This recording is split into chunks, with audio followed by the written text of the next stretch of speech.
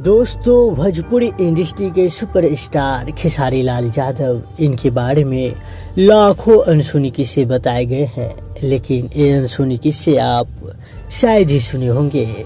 दरअसल खेसारी लाल यादव का असली नाम शत्रुघ्न कुमार यादव था। हालांकि इनके नाम इनके गुरुजी ने बदल दिया था। दरअसल खेसारी लाल के गुरु का नाम था कमलाकांत रमेश व्यास, जो सभी को महाभारत और रामायण गाकर सुनाते थे, जिसमें खेसारी लाल झाल बजाने का काम किया करते थे।